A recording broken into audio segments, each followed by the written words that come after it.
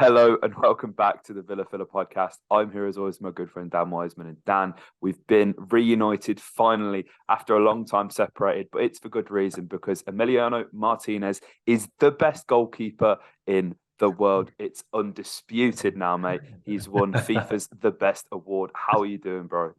I'm very good, mate. I'm very good. So excited. I mean, you're usually one take Morgan.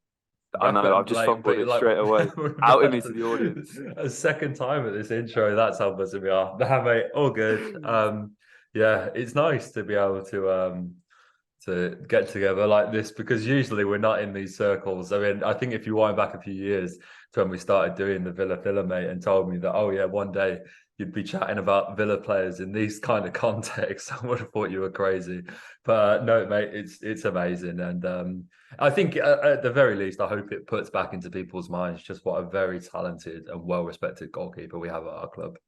Absolutely. He is absolutely wonderful. And, not been in the best form as of late, but this is an award for 2022. Emi Martinez is the best goalkeeper of 2022. And it almost seemed like it couldn't be anybody else. And, there's a few, Courtois was probably the close second, when you're thinking of other goalkeepers and good years that they've had. But listen, this guy brought the World Cup home for Lionel Messi. There could have been no, even if it was Franco Armani in goal for Argentina, with the antics that Emi pulled off, any goalkeeper who brought the World Cup home for Lionel was going to win this award, whether they deserved it or not. But I do think it's fair to say Emi deserved it because he's been gargantuan, and there's been so many times over this year, mate, where he's bailed us out of jail, really. With the saves that he's made, and made a fantastic one at Goodison the other day as well. Early doors to keep it at 0-0. As you say, I'm so excited, mate. I can't believe, as you say, we're sat here talking about he's the best goalkeeper in the world. You could argue it all you want, haters, but Emi Martinez and his dancing, the way he structures his stuff, he is the best goalkeeper in the world. It's crazy, and I think it really reinforces just how important international trophies still are when they consider these kinds of awards. I mean, like everybody talks about that season where Jorginho, like obviously Chelsea had won the Champions League, and then like he goes and wins Euro 2020, and he got to like third in Ballon d'Or voting, and it just goes to show the incredible weight that I mean, look, and when you lift the World Cup, it's so much more than that because, obviously we'll see Leo go on and claim more awards, and we'll see him go and claim a Ballon d'Or as well. And it's incredible to see just how much weight these, because you're right. Look at what the season Courtois had. Look how good he was in that Champions League final. Like he, one of the best goalkeeping performances like in a final until like Emi went and superseded it on an even bigger stage. Like when the lights are brightest in these big moments, like domestic football, it just doesn't count for much in these awards. It's all about the continental, the global trophies, and there's none bigger than the World Cup. And it would have been interesting to see that, like, had Emi just had a good tournament, it would have been really interesting, I think, to see this award. But because he was so pivotal, because he makes that save from Randall Colomwani, because he saves all of those penalties, like because he won the Golden Glove, I'd love to know if, like, in a parallel universe, if he just did okay and it was those Messi's performances that carried them all the way. Whether he still would have picked up this award tonight, it's really interesting to see. But yeah, it does reinforce to the world of football, like that even despite doing relatively little in terms nothing in terms of trophies on a domestic level, that you can just go away, have a blinder in something like the World Cup, and it propels you right to the top of these standings, mate. It's pretty incredible.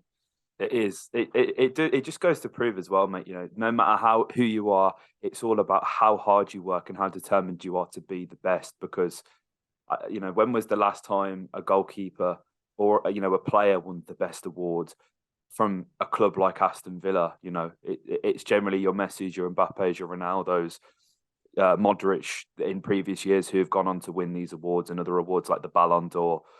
So the fact that Aston Villa is even a club that's being discussed about in this same manner, it's absolutely crazy, man. Honestly, it's exciting, and hopefully it's inspirational, and hopefully there is a whole new generation of young, gangly Argentinian goalkeepers that want to come and play for Aston Villa Football Club, like all those short little attackers did with Lionel Messi in Barcelona. Hopefully, Emi Martinez is inspiring a whole new generation. And it's funny because international football, as you say, mate, that there are so many moments that, like when you think of the 2014 World Cup, you think of like the big moments, like the Dutch goalkeeping substitution, right, for the penalty shootout, or you think of that Robin van Persie diving header.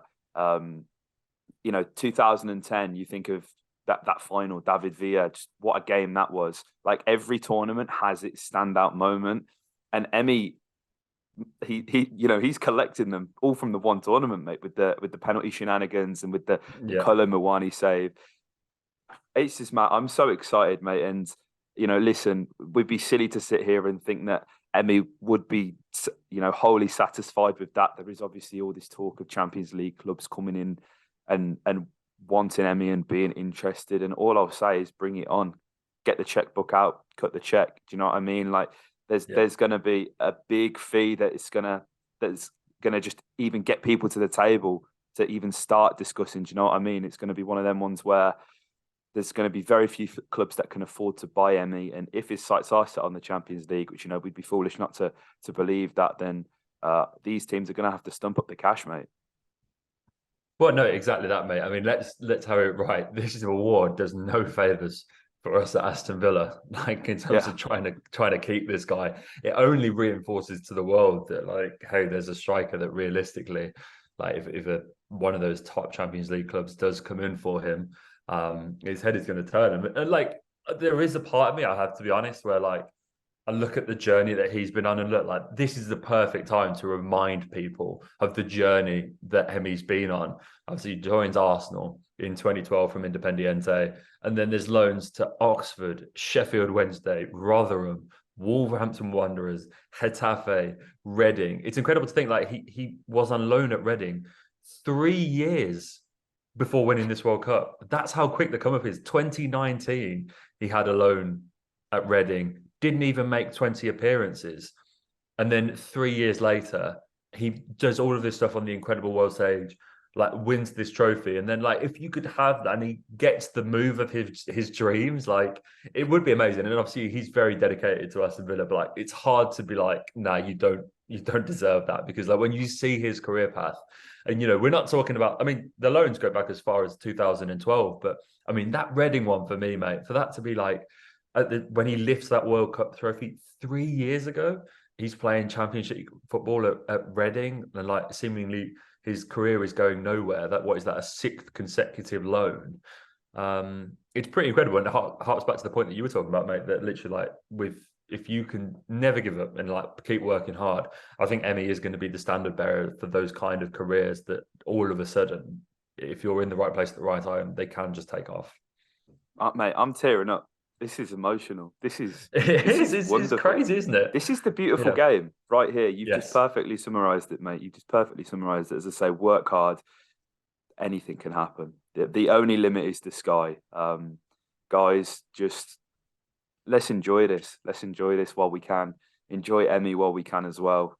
What a wonderful player to have represent our magnificent football club. And again, to even see our name be attached to an award with such prestige, that's tells you we're going places, mate. We're not messing about. Okay, we're not messing about. Let's go get the dub at Palace at home, and then we'll talk maybe. But yeah, guys, if you enjoyed, let us know by hitting a like and commenting your thoughts below and subscribing. If you didn't know, but on TikTok and Instagram, on TikTok it's at Heart of the Holte, on Instagram it's at VillaPod. Dan, as he mentioned in the last pod, was kind enough to make a link tree. So all the links that you could imagine, they're all in one place, so you can get at all of that with ease. And yeah, we haven't forgot about the shirt giveaway either, guys. Don't you worry, that will happen. So yeah, like, comment, and subscribe, and up the Villa.